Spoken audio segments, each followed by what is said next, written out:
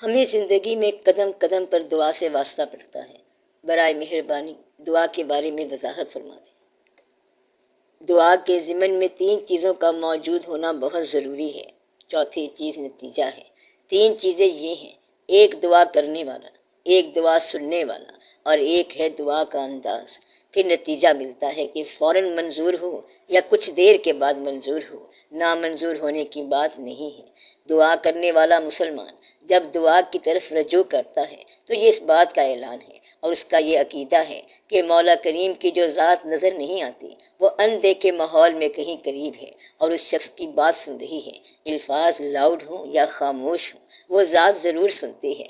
دعا مانگنے والا یہ اعلان کر رہا ہے کہ اللہ کریم ایک ایسی ذات ہے جو میری بات قریب سے سنتا ہے، اور یہ اسلام کی بنیاد ہے۔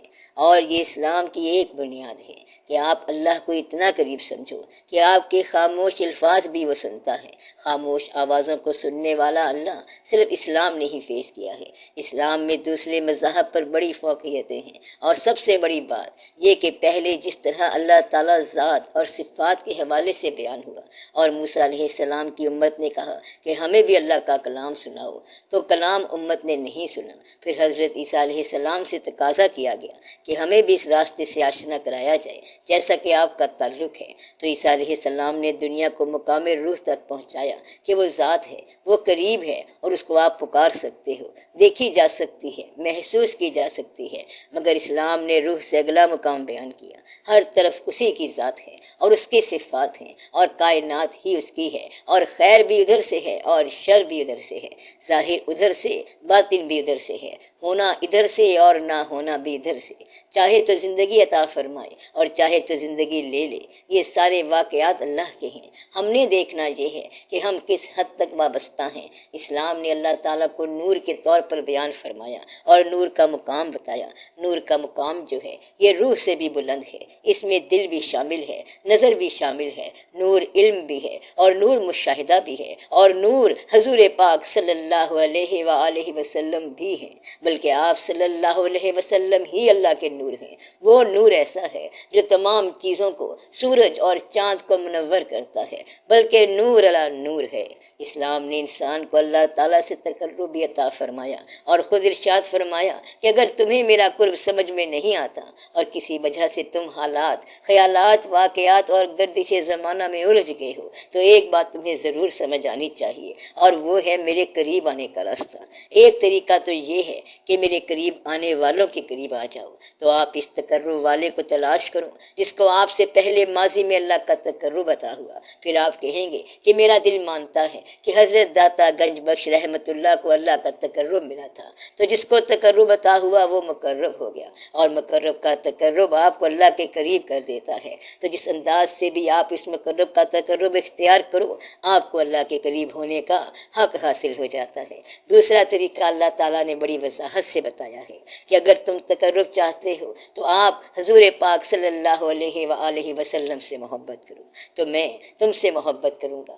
گویا کہ اللہ جب محبت کرے گا تو انسان اللہ کے قریب آ جائے گا، اور ماضی میں اللہ کو وہی لوگ پیارے ہوئے جنہوں نے حضور پاک صلی اللہ علیہ وآلہ وسلم سے پیار کیا۔ گویا کہ اللہ کی راہ جو ہے وہ حضور پاک صلی اللہ علیہ وآلہ وسلم کی محبت کی راہ ہے۔ آپ صلی اللہ علیہ وسلم سے محبت کی راہ، آپ صلی اللہ علیہ وسلم سے تعلق کی راہ جو ہے یہ اللہ تعالیٰ سے تقرب کی راہ ہے، یہ اللہ تعالیٰ کا فرمان ہے۔ پھر اس کے ساتھ ہی اللہ تعالیٰ نے ایک نقطہ عطا فرما دیا کہ اے مسلمانوں، زیادہ باتیں نہ کرو، فکر نہ کرو، اندیشے نہ کرو، وسوسے نہ کرو، بس سجدہ کرو اور قریب ہو جاؤ۔ یہ اللہ تعالیٰ کا اپنا کلام ہے کہ سجدہ کر اور قریب ہو جا۔ سجدہ کا معنی یہ ہے کہ بحث نہ کرو اور اپنی تمام عقل اور تمام فکر اور تمام احساسوں سمیت آپ سیدھا ہی آ جاؤ اور کہو کہ آج تیرا گنہگار بندہ غم سے گھبرا کے سجدے میں آیا ہے اور اپنی شکست تسلیم کرتا ہے۔ یہ اللہ کے تقرب کے مقامات ہیں، اور تقرب کے مقامات میں ہی دعا کا ایک مقام آتا ہے۔ دعا جو ہے یہ اللہ تعالیٰ کے تقرب کی نشاندہی کرتی ہے۔ دعا پر غیر مقرب کا ایمان نہیں ہو سکتا، کیونکہ دعا پر ایمان رکھنا اس بات کی دلیل ہے کہ آپ اللہ کے تقرب کو مانتے ہو، ورنہ آپ دعا نہیں مانگ سکتے، کیونکہ دعا کوئی چٹھی تو نہیں ہے جو آپ نے لکھی ہو، اور دعا کوئی ٹیلی گرام تو نہیں ہے جو آپ نے بھیجا، اور دعا کوئی اخبار نہیں جو آپ نے چھاپا ہو۔ آپ کی دعا آپ کی تنہائی میں، خاموشی میں تھی، اور آپ کو یہ یقین تھا کہ سننے والا سن رہا ہے۔ گویا کہ اس حد تک کہا جاتا ہے کہ دعا منظور کرنے والا ہی دعا عطا فرماتا ہے۔ جس کو اللہ نے اپنا تقرب نہ دینا ہو وہ شخص دعا پر یقین ہی نہیں رکھتا، تو اللہ تعالیٰ پہلے دعا پر یقین عطا فرماتا ہے، اور جو اس مقام پر آ جائے کہ دعا پر یقین، دعا سے تعلق یا دعا کی خواہش یا دعا کی رضا جو ہے یہ اللہ کی عطا ہے، تو اس شخص کو یہ سمجھنا چاہیے کہ انسان کس مقام پر دعا مانگتا ہے۔ وہ مقامات اللہ کی عطا ہیں۔ انسان تکلیف میں دعا مانگتا ہے تو تکلیف بھی اللہ کی عطا ہے۔ اللہ تعالیٰ بعض اوقات انسان پر احسان، عنایات اور مہربانیاں کرتا ہے، لیکن آدمی دور ہو جاتا ہے۔ لیکن بعض اوقات تکلیف انسان کو اللہ کے قریب کر جاتی ہے، تو وہ تکلیف جو اللہ کے قریب کر دے وہ اللہ کا احسان ہے، اور وہ تکلیف جو اللہ سے دور کر دے یہ اللہ کا غضب ہے۔ آپ زندگی میں دونوں طرح کی تکالیف دیکھتے ہو۔ جن تکالیف میں آپ اللہ کو بھول جاتے ہیں وہ آپ پر ابتلا ہے، پریشانی ہے، وہ آپ کے اعمال کی سزا ہے، اور جن تکالیف میں آپ اللہ کا دروازہ کھٹکھٹاتے ہو وہ تکلیف اللہ کی مہربانی ہے۔ اب یہ نقطہ واضح ہو جائے گا کہ اللہ فرماتا ہے کہ تم پر تکلیف نہیں آتی مگر تمہارے اپنے اعمال کی وجہ سے۔ گویا کہ جب انسان پر اس کے اعمال کے نتیجے میں تکلیف آتی ہے تو وہ اللہ کو بھول جاتا ہے۔ ایسا شخص برا عمل کرتا ہے تو تکلیف آ جاتی ہے، وہ تکلیف کو دور کرنے کے لیے زمانے کی محتاجی کرے گا، ڈاکٹر کی محتاجی کرے گا، سخت پریشان رہے گا، لیکن اللہ کی طرف نہیں جائے گا۔ یہ تکلیف کیسے آتی ہے؟ اس وجہ سے جو آپ کے ہاتھوں نے کمایا، آپ کے اعمال۔ تو ایک مقام پر اللہ تعالیٰ کا ارشاد ہے کہ نہیں آتی تکلیف مگر سوائے اللہ کے حکم کے۔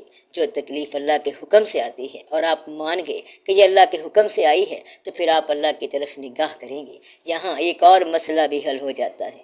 انسانوں پر اور قوموں پر غریبی آ جاتی ہے۔ اگر غریب ایسا شخص ہے جو اللہ کو بھولا ہوا ہے تو یہ ابتلا ہے، اور فرمان یہ ہے کہ عین ممکن ہے کہ غریبی تمہیں کافر بنا دے۔ وہ غریبی جس میں اللہ کی یاد نہ رہے وہ انسان کو گمراہ کر دیتی ہے، اور جس غریبی میں اللہ کی یاد ہو اور جس یتیمی میں اللہ کی یاد ہو تو وہ شیوائے پیغمبری ہے۔ ایسے غریب بڑے قریب ہیں، اس سے بڑی اور بات کیا ہو سکتی ہے کہ غریبی جامہ وہ ہے، یہ پیغمبروں کا جامہ ہے، بلکہ غریب نواز کا جامہ ہے۔ وہ جامہ جو غریبی جامہ ہے وہ اللہ کی عطا ہے۔ آپ دیکھیں گے کہ لوگ تکلیف میں ہیں، کرم میں مبتلا ہیں، لیکن اللہ کی طرف رجوع نہیں کرتے۔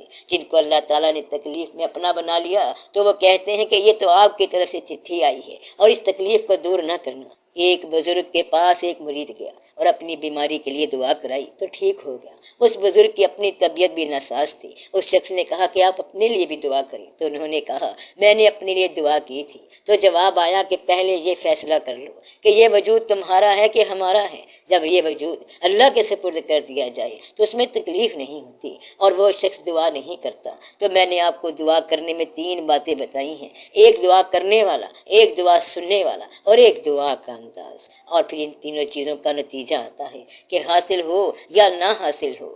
میں یہ بتا رہا تھا کہ کس مقام پر انسان دعا کرتا ہے۔ ایک مقام تو تکلیف کا ہے، اس تکلیف میں نیک انسان اللہ کی طرف رجوع کرتا ہے۔ اب یہ دیکھو کہ رجوع کا اظہار کیا ہے۔ اظہار کا ایک طریقہ تو یہ ہے کہ شرعی طور پر دعائیں بتائی گئی ہیں کہ اے اللہ یہ زندگی بھی بہتر فرما اور اگلی زندگی بھی ہمارے لیے بہتر فرما، ہمیں آسودگی عطا فرما، ہمیں جسم کی، جان کی اور روح کی صحت عطا فرما، آمین یا رب العالمین۔ پھر کچھ لوگ ہوتے ہیں وہ دعا کا ذرا ڈیفرنٹ طریقہ استعمال کرتے ہیں۔ وہ رات کو اٹھ کر وضو کرتے ہیں اور سجدے میں دعا کرتے ہیں، کیونکہ انہیں یقین ہوتا ہے کہ رات کو آسمان سے ستائیں آتی ہیں کہ ہے کوئی بیمار جس کو شفا دوں، ہے کوئی غریب جس پہ مہربانی کروں، ہے کوئی تکلیف والا جس کی تکلیف دور کروں۔ جب آسمان سے آواز آتی ہے تو اس وقت اگر اپنی دعا کو نصف شب میں لے جایا جائے تو یہ دعا کا بدلا ہوا انداز ہے اور آپ اپنی دعا کو اللہ کے اور قریب لے جاتے ہیں۔ تیسرا طریقہ یہ ہے کہ دعا مانگنے والے کو پتہ ہی نہیں چلتا کہ اللہ کا تقرب مل گیا ہے۔ وہ خانہ کعبہ چلا گیا اور دعا نہیں مانگ رہا بلکہ صرف روئے چلا جا رہا ہے۔ اس سے اگر کوئی پوچھے کہ کیا تکلیف ہے تو وہ کہتا ہے جاننے والے کو بتانا ہی کیا ہے۔ تو آپ لب تب کھولو جب اللہ جانتا نہ ہو۔ اس لیے جاننے والے کے سامنے اظہار کا طریقہ صرف آنسو ہے، صرف آنسو کا گرنا دعا کا ایک اظہار ہے، الفاظ کا ہونا بھی دعا کا ایک اظہار ہے، اور مسنون دعائیں بھی ایک اظہار ہے، سجدے میں گرنا بھی ایک اظہار ہے۔ کچھ لوگ یہ بھی کرتے ہیں کہ اگر تکلیف آ جائے تو وہ کہتے ہیں بکرا ذبح کرو، کیونکہ مجھے تکلیف میرے پیسوں میں پاکیزگی کی کمی سے آئی ہے۔ تو خیرات کا یہ طریقہ بھی دعا کا ایک اظہار ہے۔ کچھ لوگ کہتے ہیں کہ تکلیف میں پہیے لگے ہوتے ہیں اور یہ انسان کو کسی اللہ کے مقرب کے پاس لے جاتی ہے۔ کچھ لوگ کہتے ہیں کہ تکلیف میں پہیے لگے ہوتے ہیں اور یہ انسان کو کسی اللہ کے مقرب کے پاس لے جاتی ہے، کسی آستانے پہ لے جاتی ہے۔ ایسا انسان اپنے لیے دعا کی خاطر بزرگوں کو کہتا ہے، معصوموں کو کہتا ہے اور چھوٹوں کو کہتا ہے۔ انسان کے لیے پرانی نسل اور نئی نسل بڑی دعا کو ہوتی ہے۔ بچے اور بوڑھے کی دعا جلد قبول ہوتی ہے، کیونکہ بچے تازہ دم اور معصوم ہوتے ہیں اور بوڑھے اکثر توبہ کر چکے ہوتے ہیں۔ دعا کے بارے میں بات کرنے کا مدعا یہ ہے کہ آپ اپنی آرزوؤں کو مالک تک ضرور پہنچانا، اور اس کا طریقہ خاموشی بھی ہے اور سجدہ بھی۔ خاموش آدمی کو کہا گیا کہ تو بولتا کیوں نہیں؟ تو اس نے کہا کہ میں اس لیے نہیں بولتا کہ کہیں میرا مقام ہی کم نہ ہو جائے۔ تو جب کوئی پتھر سر پر گرے تو پتھر سے نہ جھگڑنا اور نہ مارنے والے ہاتھ سے جھگڑنا، بلکہ دیکھنا یہ ہے کہ یہ حکم کس کا ہے۔ جب حکم کسی اور کا ہے تو اس طرف رجوع کرو اور غلطی کی معافی مانگو۔ تو دعا ایمان کا اعلان ہے۔ گناہ انسان کو دنیا میں سب سے بڑی سزا یہ دیتا ہے کہ انسان کا دعا سے اعتماد اٹھ جاتا ہے۔ آپ اگر دعا کی شکل پہچانو تو ہر آدمی بچپن سے لے کر اب تک یہ واردات دیکھتا آیا ہے، اور کوئی انسان ایسا نہیں جس نے یہ کہا ہو کہ میری دعائیں منظور نہیں ہوئی، کیونکہ انسان معصومیت سے پیدا ہوا، نیکی سے سفر کیا اور اس کی دعائیں منظور ہوتی رہیں۔ اللہ کا یہ خاص طریقہ ہے کہ محبت کی پہل اس کی طرف سے ہوتی ہے، پھر آپ کو موقع دیتا ہے کہ آپ اس کے احسان کو دیکھو، اس احسان پہ غور کرو۔ اور جس نے اللہ کی بات نہ پہچانی اس سے اللہ نے کہا کہ تمہارے دل پتھر کے ہو گئے، یہ تم نے کیا کیا؟ گویا کہ نرم دل تقرب الہی کی دلیل ہے۔ اب آپ غور کرو گے تو پتہ چلے گا کہ نرم دل کی آرزو جلد منظور ہوتی ہے، کیونکہ دل کے اندر ہی خانہ کعبہ ہے۔ تو اللہ کے سفر میں آپ کے پاس کچھ محرکات ہیں، یہ چیزیں سفر پر مجبور کرتی ہیں۔ کمزور چیزیں جو سفر کراتی ہیں وہ وجود کی ضرورتیں ہیں، مثلا کھانا پینا، دفتر جانا، تنخواہ لینا، الاٹمنٹ کرانا، گھر کی چیزیں خریدنا وغیرہ۔ یہ سب انسان کے وجود کی ضرورتیں ہیں، اور یہ اینیملز کے ساتھ مشترک ہیں، کیونکہ جانور بھی یہی کرے گا، کھائے پیے گا۔ اس لیے میں اس کو اصل محرک نہیں کہتا۔ محرکات صرف دو ہیں، ذہن اور دل۔ انسان کو عقل مجبور کرتی ہے کہ ایسا کرو گے تو ایسا ہو جائے گا، اور 100 پروگرام بنائے گی۔ دل یہ کہتا ہے کہ وہ جا تو رہا ہے، اب اس کی ایک جھلک ہی دیکھ لو، چلو دور سے ہی صحیح، چاہے واقفیت نہ ہو۔ اگر آپ ان محرکات کی ڈیولپمنٹ پہ غور کریں اور ان کو آپ انلارج کر کے دیکھیں تو پتہ چلے گا کہ اگر آپ دل کے ذریعے سفر کر رہے ہیں تو یہ سفر خواہش کا سفر ہے، لگن کا سفر ہے، سنجیدہ شے کا سفر ہے۔ دل کو شے پسند آ جاتی ہے، دل مائل ہو جاتا ہے، اور دل جس چیز کو پسند کرے اسے دل بھر کہتے ہیں، اور جو چیز پسند آ جائے اسے دل بری کہتے ہیں۔ تو دل آپ کا ہے لیکن دل بھر آپ کے علاوہ ہوگا۔ کمال تو یہ ہے کہ بندہ باہر ہے اور محبت آپ کے اندر ہے۔ یہ ایک ایسا واقعہ ہے کہ آپ حیران ہو جاؤ گے۔ اگر یہ واقعہ نہ ہو تو دنیا کے اندر ساری قوت اور اخوت ختم ہو جائے اور ہر شے منتشر ہو جائے۔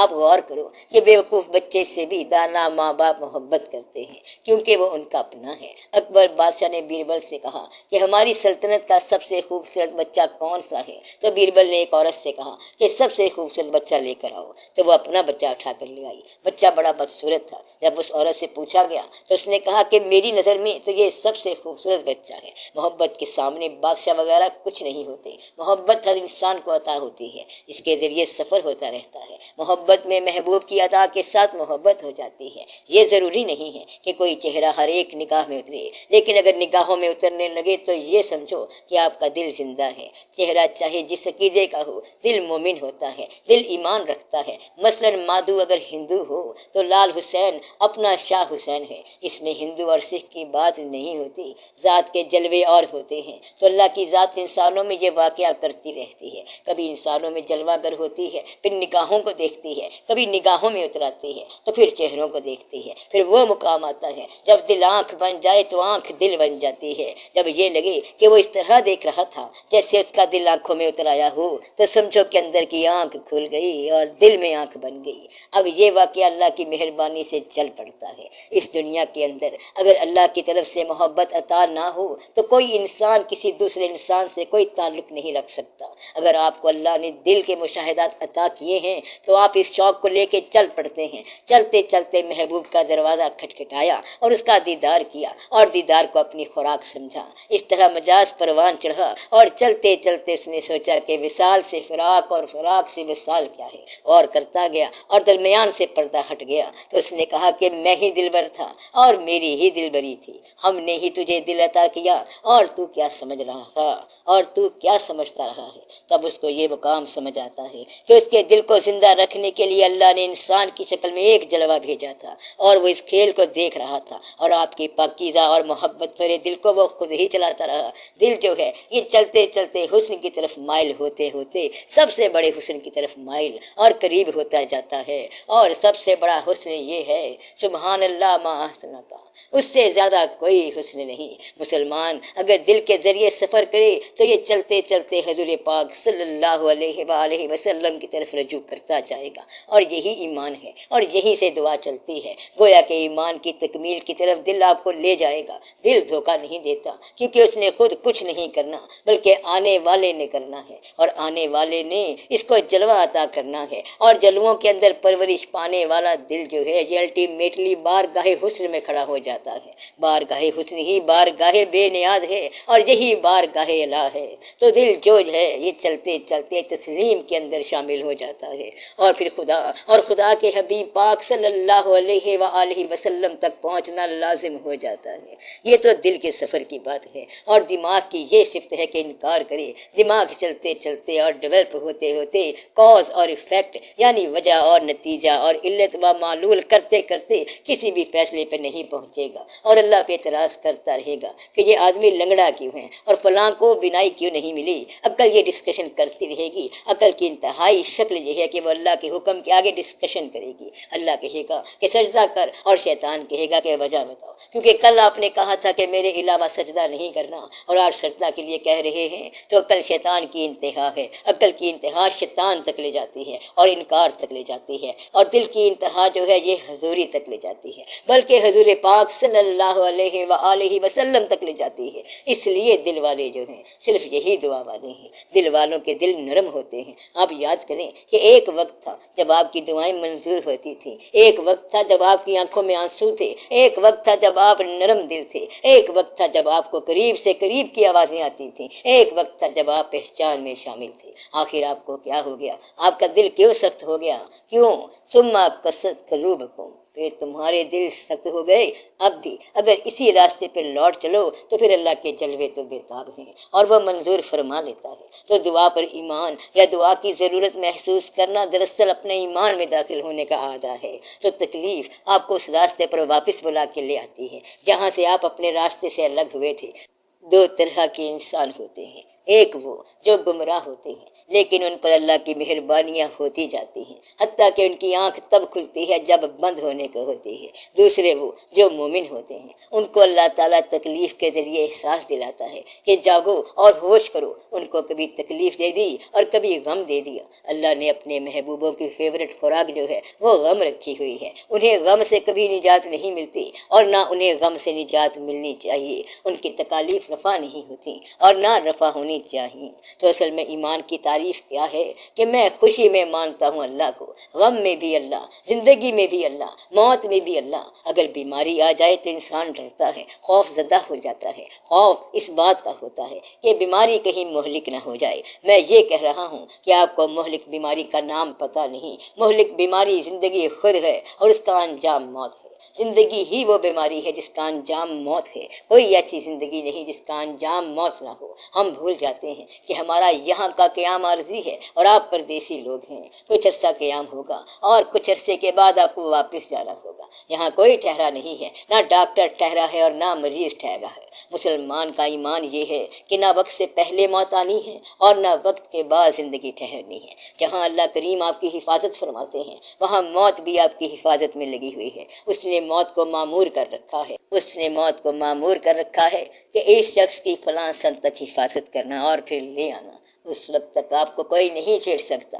ویسے بھی طویل زندگی بے مسرف زندگی ہے۔ طویل زندگی دراصل بے عقیدہ زندگی، فروٹ لیس لائف، بیرن لائف اور فیتھ لیس لائف ہے۔ ایک دن کی زندگی، ایک لمحے کی زندگی، ایک مومنٹ کی زندگی، عقیدے کی زندگی، ایمان کی زندگی، رجوع کی زندگی، تقرب کی زندگی، اللہ کی ذات کے نام کی زندگی ہی اصل زندگی ہے۔ انسان اگر اللہ کی طرف مائل ہو گیا، اس کی طرف رجوع کر گیا، قبلہ رو ہو گیا اور دل میں اللہ کی یاد آ گئی تو کامیاب ہو گیا۔ ایسا شخص اگر قوالی میں بیٹھا اور یہ مصرع آ گیا، کشتگان خنجر تسلیم را، یعنی ایسے لوگ تسلیم کے خنجر سے ہلاک ہو گئے ہیں، تو اس مصرے کے آتے ہی ایک بہت بڑے بزرگ نے جان دے دی۔ اگر آپ کی زندگی میں وہ لمحہ نہ آیا جب آپ اللہ کے قریب ہوں تو پھر ایسی زندگی کو آپ نے کیا کرنا ہے؟ اس لیے طویل زندگی کی کوئی حیثیت نہیں ہے، بلکہ کسی سے تعلق والی زندگی ہونی چاہیے۔ اللہ سے یہ دعا کرنی چاہیے کہ یا اللہ ہمیں طویل زندگی نہیں چاہیے بلکہ متعلق زندگی چاہیے، ہمیں تعلق عطا فرما۔ اگر تعلق موجود ہو تو زندگی کا خوف نہیں ہوگا، موت کا خوف نہیں ہوگا۔ ہم یہاں بھی اللہ کے ہیں اور ہمارا آنا اور جانا برابر ہے۔ خوف اس بات کا ہے کہ کہیں تعلق والا بے تعلق نہ ہو جائے، اس سے ڈرنا چاہیے۔ سب سے بڑی بیماری یہ ہے کہ انسان بے عقیدہ ہو جائے۔ اس لیے اگر آپ کا عقیدہ محفوظ ہے تو سلامتی ہی سلامتی ہے۔ تو دعا یہ مانگنی چاہیے کہ یا اللہ تو تقرب دے۔ اس لیے آپ حضور پاک صلی اللہ علیہ وآلہ وسلم کا تقرب تلاش کرو، اور ان کا تقرب احترام میں ہے، ان کی لگن میں ہے، اور ان کے ماننے والوں اور ان کے مقربوں کے پاس رہنے میں ہے۔ دعا پر ایمان آپ کو مقربین میں شامل کرے گا۔ لوگ دو طرح کی دعائیں مانگتے ہیں، کچھ لوگ یہاں ٹھہرنے والی چیزوں کی دعا مانگتے ہیں، ایسی چیزیں جو یہاں قائم رہنے والی اور فانی ہوں۔ فانی اشیاء کے لیے دعا فانی بنا دے گی۔ اللہ سے وہ دعا مانگنی چاہیے کہ اگر آپ کا وصال بھی ہو جائے تب بھی آپ کی دعا جاری رہے۔ آپ من اللہ آئے ہو الا اللہ جا رہے ہو، اور یہاں پر آپ کی زندگی اگر ماں اللہ ہو جائے تو آپ کا مقصد پورا ہو گیا۔ یعنی اللہ سے آئے، اللہ کی طرف جانا اور اللہ کے ساتھ زندگی گزارنا، یہ آپ کی کامیابی ہے، ورنہ زندگی بے مصرف ہوگی اور بے مقصد ہوگی۔ اس لیے اپنی دعاؤں کی تحقیق کرنی چاہیے اور یہ کہنا چاہیے کہ یا اللہ میں ان دعاؤں سے توبہ کرتا ہوں جو دعائیں تجھے پسندیدہ نہ ہوں، مجھے ایسی دعا کرنے کی توفیق عطا فرما جس سے تیرا تقرب عطا ہو، اور تو بہتر جانتا ہے، ہمیں آزمائشوں میں نہ ڈال، ہم اتنے ہمت والے نہیں ہیں۔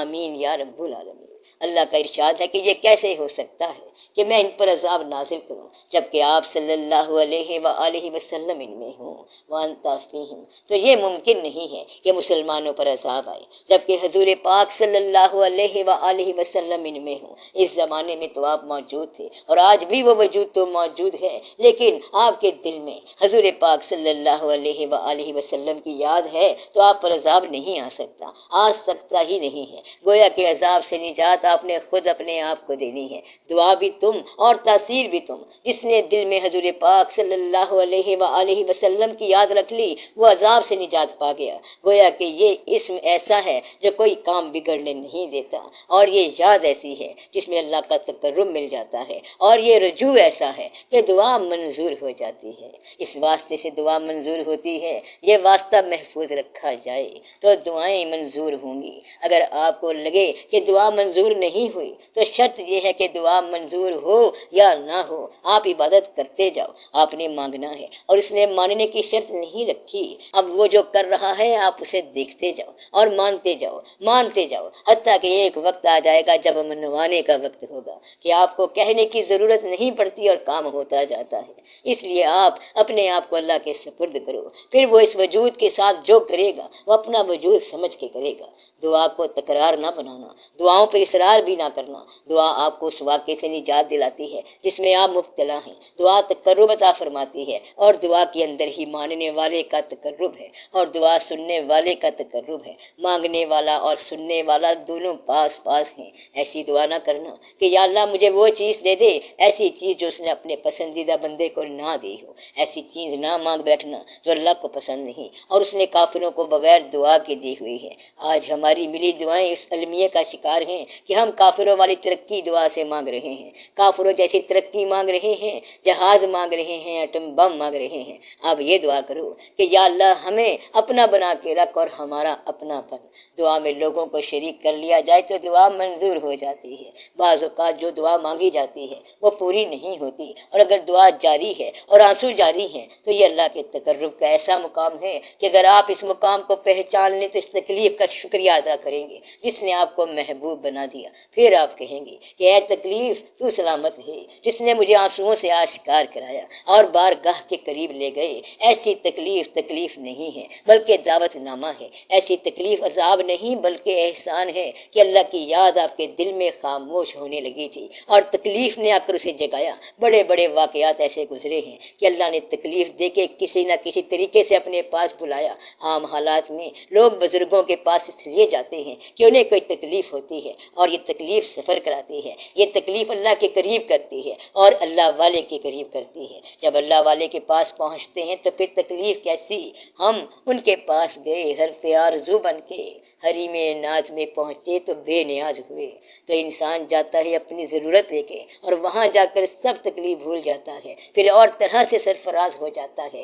اسی طرح کئی واقعات ملتے ہیں چوری کرنے کے، اور انسان وہاں سے کچھ اور بن کے نکل آتا ہے۔ تو وہ تکلیف جو اللہ تعالیٰ کا احسان ہو، اس تکلیف کا شکر ادا کرنا چاہیے، اور وہ تکلیف جو آپ کو باغی بنا رہی ہے وہ ابتلا ہے۔ انسان فقیروں کے پاس دنیاوی آرزو لے کر جاتے ہیں اور وہ اسے بات سمجھا دیتے ہیں۔ جب پردہ اٹھتا ہے تو نہ وہاں فراق ہوتا ہے اور نہ وصال ہوتا ہے، بلکہ فراق ہی وصال ہوتا ہے اور وصال ہی فراق ہوتا ہے، کیونکہ وہاں فراق اور وصال ایک ہی چیز کا نام ہے۔ تو فقیروں کے پاس جانے والے ابتدا میں دنیاوی آرزو لے کر جاتے ہیں، اور یہ دنیاوی ضرورتیں روحانی سفر کا باعث بن جاتی ہیں۔ جسمانی سفر ہی روحانی سفر بن جاتا ہے۔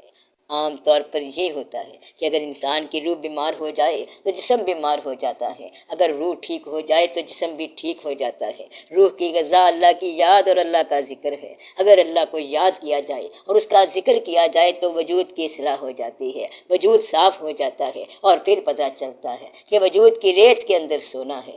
تو اپنے وجود کے اندر کا سفر کیا جائے، اس کی حقیقت کو دریافت کیا جائے، اپنی پیشانی کو سجدوں سے سرفراز کیا جائے، اپنے پیسے کو خیرات دے کر محفوظ کیا جائے، اپنی طاقت سے غریبوں اور مسکینوں کو محفوظ رکھا جائے بلکہ ان کی مدد کی جائے، اپنے آپ کو اللہ کی بارگاہ میں پیش کیا جائے، اور اپنی نیند کے کچھ لمحات کو بیدار کیا جائے، اور اپنی ویران اور خشک آنکھوں کو آنسوؤں سے جگمگایا جائے، تب آپ کی زندگی بہتر ہوگی۔ یہ نہ ہو کہ بجھی اور ویران آنکھیں ہوں، کہیں آپ کے لیے یہ نہ کہہ دیا جائے کہ سما قصد قلوبکم، پھر تمہارے دل پتھر کے ہو گئے، حالانکہ اللہ کے پتھروں سے بھی نہریں جاری ہیں، یعنی پہاڑ سے نکلنے والا دریا آنسو کی طرح ہے۔ آپ اپنی آنکھوں کو خشک نہ ہونے دینا۔ حضور پاک صلی اللہ علیہ وآلہ وسلم کا فرمان ہے کہ اگر رات کو جاگتے وقت رونا نہ آئے تو رونے والی شکل ہی بنا لو۔ تکلیف کے آنے سے اور ارادوں کے ٹوٹنے سے آپ کو ایک بات کا احساس ضرور ہو جاتا ہے کہ آپ نے یہاں ٹھہرنا نہیں ہے۔ اگر یہاں ٹھہرنا مشکل ہے اور یہاں سے چلے جانا ہے تو جانے سے پہلے آپ کوئی کام کر جاؤ۔ اب آپ غفلت سے بیدار ہو جاؤ اور جانے سے پہلے کوئی کام کر جاؤ۔